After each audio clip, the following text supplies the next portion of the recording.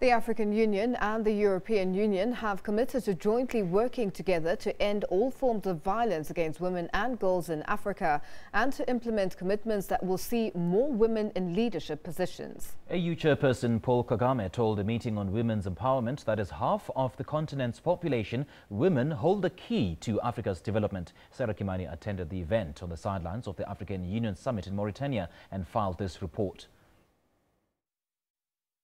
Now, the Women in Power Summit is a joint initiative of the African Union and the European Union, and the aim of the summit is to actually bring women together to discuss issues that affect them directly. Now, Africa is one of the continents where women are still lagging behind.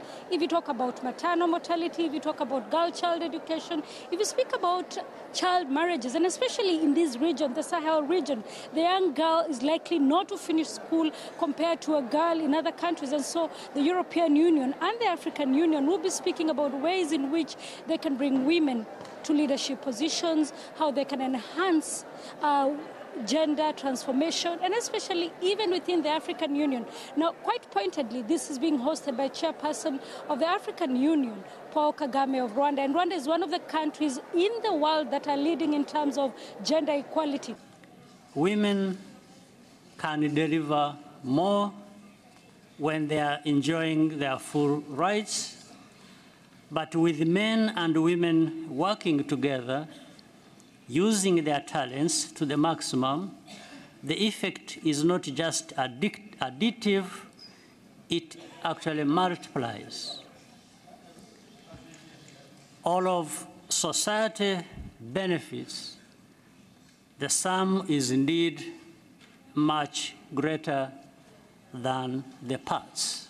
President Kagame just recently said he for she and she is we should not just be hashtags, but instead they should be translated into action where women can indeed see the gains that they are making. Other people saying that there is no continent or there is no nation that can go forward without leadership of women. The day you start ignoring half of this world, the day you start ignoring the biggest potential humanity has, you are doomed to fail. And this is valid from the smallest village to the most powerful political offices on this planet.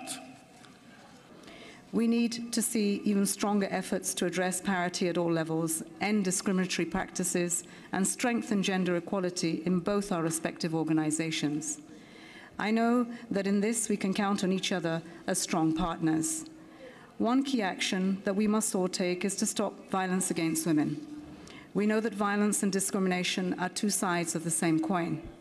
Violence against women and girls, including sexual violence, is a serious and pervasive violation of women's rights, which are human rights.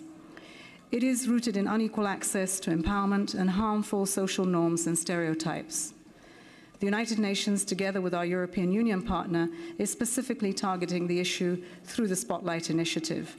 And this global multi-year initiative is focused on eliminating all forms of violence against women and girls. Indeed, just the previous African Union chairperson of the Commission was a woman. And so probably the African Union trying to show that it is making headway in terms of getting gender parity and getting women voices of leadership. But it is still a long way off. And so this meeting will be one of the ones that people will be keenly listening and watching to see if indeed the resolutions that come out of here will be followed up and countries on the continent can start considering women as equals and bringing them onto the table, not just for leadership, but for all issues that involve a country and a continent.